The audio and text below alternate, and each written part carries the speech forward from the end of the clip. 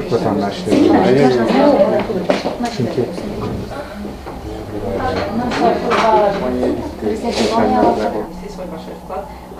uzmanlar tarafından seçilen ve Türkiye'yi her açıdan anlatan 2000 kitaptan oluşan kütüphane dünyada 100 ayrı üniversiteye gönderildi. Bu üniversitelerden birisi de Kazan Federal Üniversitesi oldu. Gerçekten bu 2000 kitaplık kütüphane değerli bir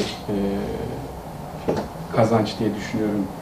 Hem Kazan için hem bizler için ben de faydalanacağım mesela bu kütüphaneden. Bizim Kazan'la ve Tataristan'la özel bağlarımız var. Geçmişte Tatarların yetiştirdiği değerli entelektüeller bize, Türkiye Cumhuriyeti'ne kendimizi tanıtmıştı. Yusuf Akçura gibi, Sadri Maksudi Arsal gibi, Ayaz İsaki gibi.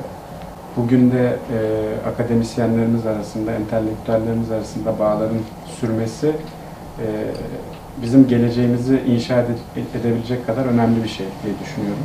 На этом фоне потрогать, во-первых, книги, посмотреть и сфотографироваться вот с ребятами со всеми. Bugün Kazan Federal Üniversitesi'nde Türkiye turunda bütün üniversiteleri anlatan 2000 kitaplık bir Türkiye Kitaphanesi açıldı. Bu kütüphane Yunus Emre Enstitüsü hem Ziraat Bankı'nın ortak projekti bilen buldu. Şimdi kütüphane dünyada 100 üniversitede jiberildi. Bu üniversitelerden biri de Kazan Federal Üniversitesi. Boşka jiberildi mi?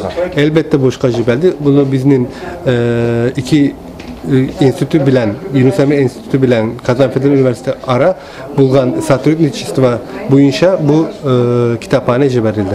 Kimler faydalanacak? Bundan enstitüde okuyan, Kazan Federal Üniversitesi'nde okuyan studentler hem Türk dilinde kurslarga kirgen kişiler hem de Türkiye turunda işlegen, tırışan kişiler bundan faydalanacaklar.